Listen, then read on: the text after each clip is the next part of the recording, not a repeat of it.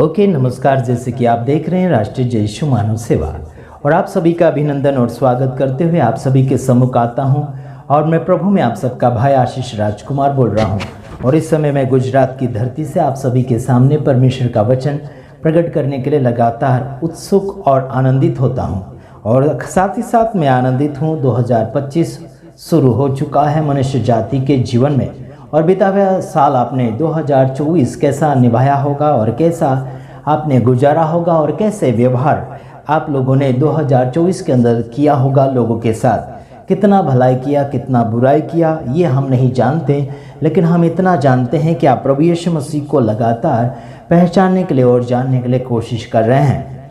हाँ, आइए हम कुछ वचनों के द्वारा बातचीत करेंगे। काफ़ी लोगों ने हमसे मुबारक बातें भेजी है 2025 के लिए और बहुत सारे मुबारक उन्होंने हमें भेजी हैं। लेकिन देखिए, हम यीशु मसीह के नाम से मुबारक भेजते हैं, ना ही तो हम क्रिसमस का मुबारक आपके पास भेजते हैं और ना ही नया साल का, ना ही बर्थडे का, ना ही और किसी चीज़ों का मुबारक भेजते हैं, लेकिन हम यीशु मसीह की मुबारक बातें आप सभी के सामने भेज रहे हैं। आइए देखते हैं हम कुछ वचनों के द्वारा। आपने कदम तो डाल ही दिया, जैसे कि ये वीडियो हो सकता है दूसरा दिन या फिर तीसरा दिन 2024-25 का शुरुआत में ये वीडियो हो सकता है पहुंचेगा। लेकिन आप सभी को मैं इतना कहना चाहता हूं, आपने 2025 में प्रवेश कर लिया है तो आपको नया जीवन बनाना है, नया मन बनाना है, नया तरीके से जीना होगा। जो पुराना था उसे छोड़कर, यानी कि आदतें, आपकी जो आदतें थी पुरानी, उन सारी आदत को उसको छोड़कर आगे की ओर बढ़ना होगा। और उसी बात को हम मद्देनज़र रखते हुए बातचीत करते चले जाएंगे। हम पढ़ेंगे नीति वचन उसका 18 अध्याय उसका 21 वचन। उसमें लिखा है, जीभ के वश में मृत्यु और जीवन दोनों होते हैं। जीभ के वश में, ये जो आप जीभ देख रहे हैं इसके अंदर हड्डी नहीं होती, केवल ये मांस होता है और इसमें हड्डी नहीं होती। आप जैसे सोचते हैं वैसे वो जीभ हिलती है। आप सोचेंगे कि मुझे ये बोलना है तो वैसे ही ये जीभ हिलती है और वो शब्द अपने मुंह के द्वारा जीभ शब्द बाहर निकालती है। अब अच्छा बोलेंगे तो अच्छा होगा, अब बुरा बोलेंगे तो बुरा होगा। अब अपने लिए जीभ को कैसे इस्तेमाल करना चाहते हैं वो आपका अधिकार बनता है, क्योंकि जीभ आपकी है और आपकी सोच है। आपकी सोच को हम बदल नहीं सकते, आपके मन को हम बदल नहीं सकते, लेकिन परमेश्वर के वचन के द्वारा अपने मन को बदलने के लिए कोशिश करना है। यहाँ पर लिखा कि जीभ के वश में मृत्यु और जीवन दोनों होते हैं। मौत भी है और जीवन भी है। आपको दोनों में से एक को चुनना होगा। आप किस को पसंद करेंगे? सबसे ज़्यादा लोग पसंद अगर करते हैं तो जीवन को। तो जीवन कैसा जिएंगे? लड़ाई झगड़ा नहीं चाहिए, पाप गलती नहीं चाहिए, चोरी चपाटी नहीं चाहिए, झूठ नहीं चाहिए, बेईमानी नहीं चाहिए, दगाधड़ी नहीं चाहिए, झूठा शिक्षण नहीं चाहिए। वो कौन से जीवन में? अच्छे जीवन में ये सब नहीं चाहिए। और मौत अगर आप लाना चाहते हैं तो झूठी शिक्षा है, झूठ है, पाप है, लूटपाट है, बेईमानी है, बुरी नज़र है, चोरियां है, खून है, बेविचार है, बहुत से ऐसे काम हैं जो मौत की ओर ले जाते हैं। समझ में आया मेरे भाइयों बहनों? मौत की ओर आप जाओगे तो इतने बहुत से ऐसे कारनामे जो है आप इसी जीभ से निकालते हैं। अच्छे कारनामे मतलब अच्छे शब्द निकालोगे तो अच्छा जीवन बनेगा और बुरे शब्द निकालोगे तो बुरा जीवन बनेगा। बुरा अगर जीवन बन गया तो बुरा काम करेगा, अच्छा अगर जीवन बन गया तो अच्छा काम करेगा। तो आप समझ गए होंगे। आगे हम देखते हैं, और जो उसे काम में लाना जानता है वह उसका फल भोगेगा। यहाँ पर ऐसे लिखा है कि जीभ को जो भी काम में लाना जानता है वो उसके फल का, यानी कि उसका फल, यानी कि जानता है वह उसका फल भोगेगा। जो भी फल है, अच्छा है तो अच्छा, बुरा है तो बुरा है। तो आपको किस रीति से भोगना है, किस रीति से चुकाना है वो आपको देखना है। ठीक है। तो जैसा भी आप काम करोगे इस जीभ के द्वारा, जो भी आप बोलोगे वही आपको बदला मिलेगा। समझ में आता है। और फिर लोग कहते हैं आपने किया है आप खुद भोगो, बोलते ही कि नहीं, तूने किया तू भोग, ऐसे बोलते कि नहीं लोग। तो ये जबान जो है हम लोगों को अलग अलग रीति से भोगवाती है या फिर भोग दिलवाती है। तो कैसा भोग आप देना चाहते हैं उस हिसाब से आप सभी को देखना होगा। तो मैंने आपको बताया कि जीभ के वश में दो चीजें होती, क्या है, जीवन भी है मौत भी है। तो आपने और मैंने जब यहोवा परमेश्वर को पहचाना, यीशु मसीह को जाना और समझा, तो आपको और मुझे सही जीवन की ओर जाना है। जीवन तो दो प्रकार के होते हैं, एक जो होता है संसारिक जीवन, एक जो होता है आत्मिक जीवन जो स्वर्गीय पिता से जुड़कर जीते हैं। और जो संसारिक जीवन हम संसार से जुड़कर जीते हैं, जो संसार जैसा करता है वैसे हम वैसे ही करते हैं, क्योंकि संसारिक जीवन जी रहे ना, लोगों में जी रहे ना, संस्कृति के साथ आगे बढ़ रहे ना। तो संसारिक जीवन संसार के जैसे लोग करेंगे वैसे हम भी करेंगे, क्योंकि संसारिक है ना। अगर आत्मिक है तो आत्मिक रीति से व्यवहार करेगा, चाहे वो पापी लोगों के बीच में रहता होगा, चाहे वो दारू पीने वालों के बीच में होता होगा, चाहे कैसे भी लोगों के बीच में रहता होगा, लेकिन वो उत्पन्न उसके अंदर से आत्मिक पैदा होगा। क्योंकि आम कभी लीम नहीं दे सकता, क्योंकि आम कभी इमली भी नहीं दे सकता, इमली कभी आम भी नहीं दे सकती, क्योंकि वो अपनी ऋतु में फलता है, वो अपनी जाति प्रकट कर देता है। इमली है तो इमली लगेगा, आम है तो आम लगेगा। हम प्रभु में विश्वासी है, मसीह है, क्रिश्चियन है, जो भी है, हम यीशु मसीह का ही गुण प्रकट करेंगे।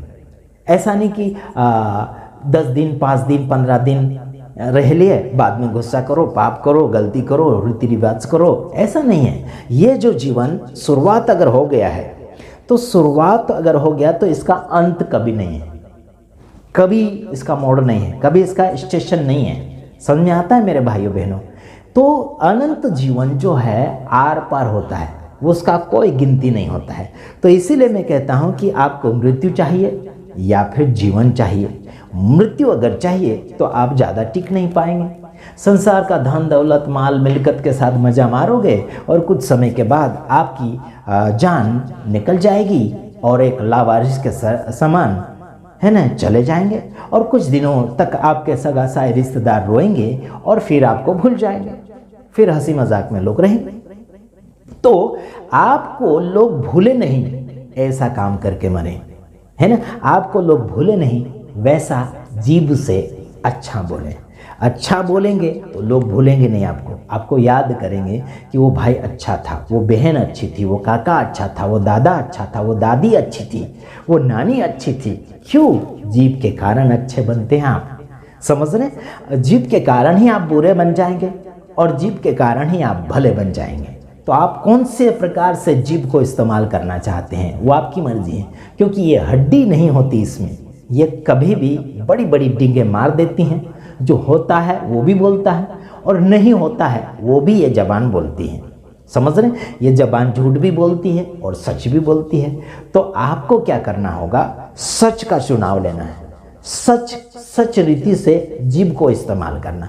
और जीभ को कैसे इस्तेमाल करोगे मानो, मन अगर आपका सच्चा होगा तो आपका सोच विचार दिमाग की हालत से बराबर बनेगा, और सोच विचार अगर अच्छा बन गया तो जीभ में आएगा वो, और जीभ में अगर आ गया वो सोच विचार तो शब्द बन जाएगा, मतलब आवाज बन के आपके सामने प्रकट हो जाएगा। समझ में आया। मन से और दिमाग से जब आप कुछ काम करते हैं तो शब्द बनकर जीभ में आता है, फिर वो बोलकर बोलते हैं ना, मैं ये सोच रहा था कि मैं ये बोलने वाला था, आपने मेरे मन की बात छीन ली, ऐसे बोलते कि नहीं, मन की बात छीन ली, मतलब जो मन में था वो कोई और बोल देता है, तो आपके बोलने से पहले वो बोल देता है, फिर आप बोलते अरे मैं बोलने वाला था वो आपने बोल दिया, मैं जो वचन बोलने वाला था, मैं जो प्रकट करने वाला था वो आपने बोल दिया, मेरे मन की बात, मेरे विचार की बात, बोलते कि नहीं।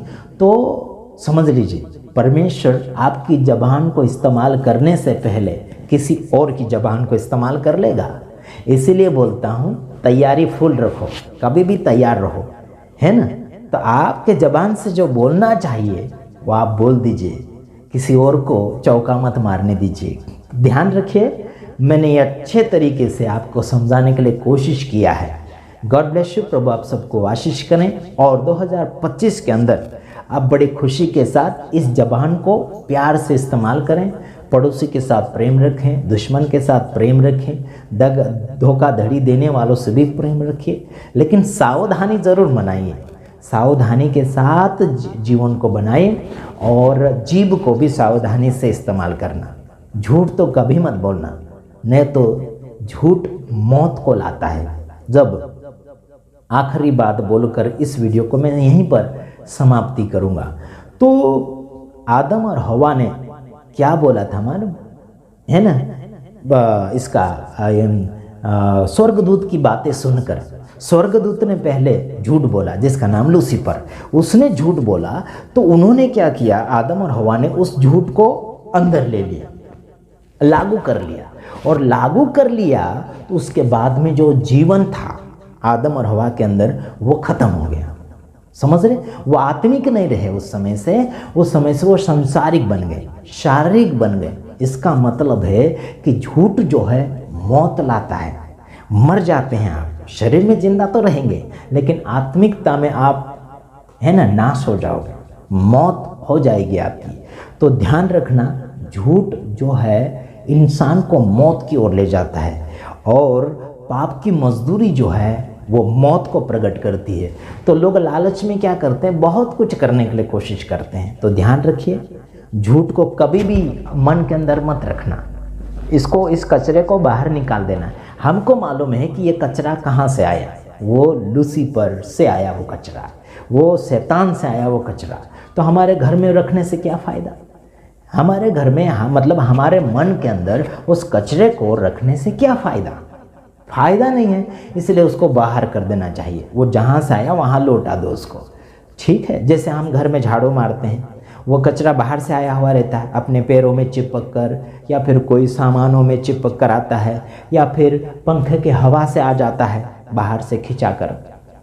तो उस कचरे को, उस मिट्टी को हम बाहर हटाते हैं क्योंकि उसका घर में ज़रूरत नहीं होता, काम नहीं होता उसका, इसलिए हम उसे बाहर निकालते हैं। उसी प्रकार से आपके मन में क्या चाहिए, परमेश्वर को क्या पसंद है, वही चीज़ को रहने दो अंदर, ठीक है।